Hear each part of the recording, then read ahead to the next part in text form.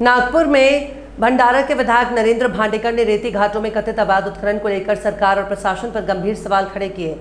उन्होंने कहा कि पिछले मार्च में विधानसभा में ये मुद्दा उठाया गया था, जिसके बाद राजस्व मंत्री चंद्रशेखर बावनकुले ने 34,000 ब्रास अवैध रेती उत्खनन की पुष्टि करते हुए करीब 72 करोड़ रुपए का दंड तय किए जाने की बात कही। मामले में अधिकारियों पर कार्रवाई और उपविभागीय राजस्व अधिकारी के निलंबन का भी उल्लेख किया गया था। भांडेकर का आरोप है कि जिस कंपनी को ब्लैकलिस्ट किया गया, जिस पर 72 करोड़ रुपए का दंड लगाया गया, उस कंपनी को दोबारा टेंडर दिया गया। उन्होंने सवाल उठाया कि मंत्री के आश्वासन के बावजूद जिला प्रशासन इस मामले को 4 महीने से टाल रहा है। उनका कहना है कि जिलाधिकारी या उपविभागीय अधिकारी विधानसभा और मंत्री से बड़े नहीं हो सकते। साथ ही उन्होंने मांग की है कि संबंधित कंपनी से तत्काल दंड की राशि वसूल की जाए। विधायक भांडेकर ने इस पूरे मामले को बड़ा घोटाला बताते हुए दावा किया कि ये सिर्फ 300 करोड़ रुपए तक सीमित नहीं है, बल्कि हजारों करोड़ रुपए के कथित घोटाले को दबाने के लिए पूरा मामला चलाया जा रहा है। उन्होंने जिलाधिकारी और खनिज कर्म विभाग के अधिकारियों की भूमिका पर सवाल उठाते हुए कथित मुख्य सूत्रधारों की जांच की मांग की। भांडेकर ने जिलाधिकारी पर तीखा हमला बोलते हुए उन्हें तत्काल निलंबित करने की मांग की है।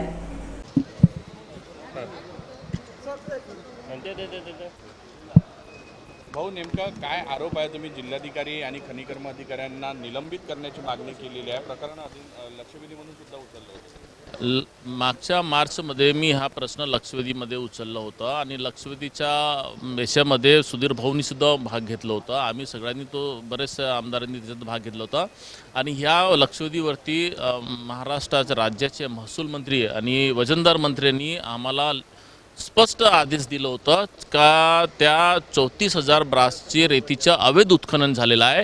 हे मंत्री महोदयांचे शब्द आहेत।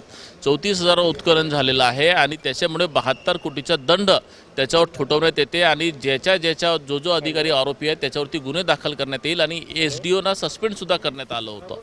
आता एवढं असून आता त्या पूर्ण विधानसभेमध्ये घोषणा झाली आणि मंत्र्यांनी हे पण म्हटलं होतं की जर ATSची जी मागणी झाली होती, ATS जर कलेक्टर आणि मायनिंग अधिकाऱ्यांनी केलं असतं तर हा 72 कोटीचा घोटाळा हा जवळपास 300 कोटीवर गेला असता, अधिक जास्त झाला असता। आमची पण मागणी तीच होती तर 300 कोटीवरती ती दंड व्हायला पाहिजे होता, पण 72 कोटीचा दंड सुद्धा आता जर 13-14 तारखेला जर आपण बघितलं तर SDOनी ते जे 72 कोटीचे दंड सुद्धा माफ करून टाकला। त्यांचं म्हणणं असं आहे की तिथे बरोबर मोजणी झाली नाही वगैरे वगैरे।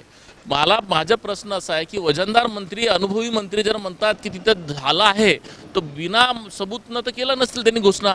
एखादा अधिकाऱ्याला बिना याच्यानं तर सस्पेंड केलं नसेल। इतका मोठा निर्णय घेतल्यानंतर मंत्र्यांनी विधानसभेला टाळून म्हणजे बायपास करून SDO जर निर्णय देत असतील म्हणजे हा विधानसभेचा अवमान आहे, विधानसभेच्या सभागृहाचा हा अवमान आहे। आणि SDO आज विधानसभापेक्षा मोठे होतात का? कलेक्टर विधानसभापेक्षा मोठे होतात का?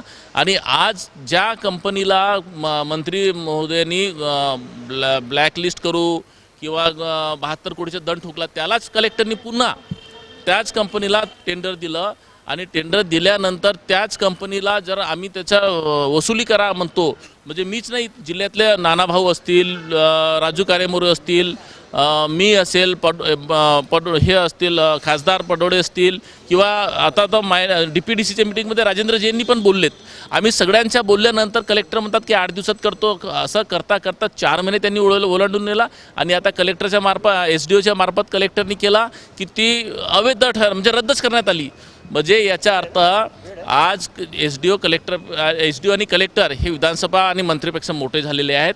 आता हे म्हणतात की तहसीलदारचा तो आदेश आहे SDOला करण्यात येते, परंतु तहसीलदारनी आदेश जरी काढला असेल पण तो आदेश मंत्री महोदयांच्या आश्वासनानंतर काढलेला आहे आणि मंत्री महोदयाच्या विधानसभेच्या आश्वासनानंतर जर तो आदेश तो काढलेला आहे तर पूर्व परवानगी मंत्र्यांची घेतली का, सभागृहाची घेतली का? कारण सभागृहाचा आदेश असे SDO नाकारू शकत नाही।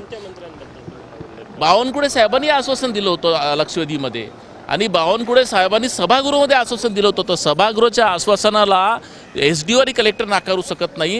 हे सरासरी हा मोठा घोटाळा आहे। आमचा तर तो 300 कोटीचा तर घोटाळा आहेच, पण आता चालू जो याच्यामध्ये जे जिल्ह्यामध्ये रेती चालू आहे त्याच्यामध्ये 1000 कोटीचा घोटाळा करण्यासाठी हा दाबण्यात आलेला आहे। अधिकारी कुठेतरी एकमेकाला वाचवण्याचा प्रयत्न करतात असं वाटतं? 100% कलेक्टर आणि मायनिंग अधिकारी आणि SDO हे याच्यातला सगळं मुख्य सूत्रधार कलेक्टर आहे।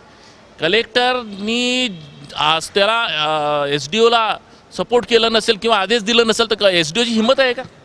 हिंमतच नाही। म्हणजे याचा अर्थ हा एकचा कल्पित जो आहे धृतराष्ट्र डोळ्यावर पट्टी बांधून जो ठेवलेला आहे कलेक्टर आहे आणि याला ताबडतोब निलंबित करायला पाहिजे. वेळ झाला.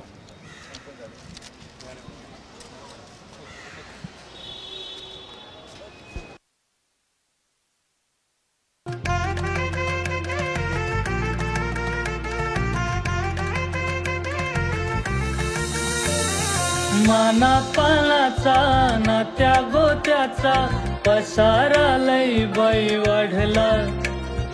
रुसवा नको ग बाई कुणाचा मोठ्यानी उतारा काढला. लगीन घाई सुचून देई खरेदीने पणा काढला. खरेदीला वर्षीधीने उत्साह नवा आणला. बांधला बसका बांधला, बांधला बसका बांधला, बांधला बसका बांधला, बांधला बसका बांधला.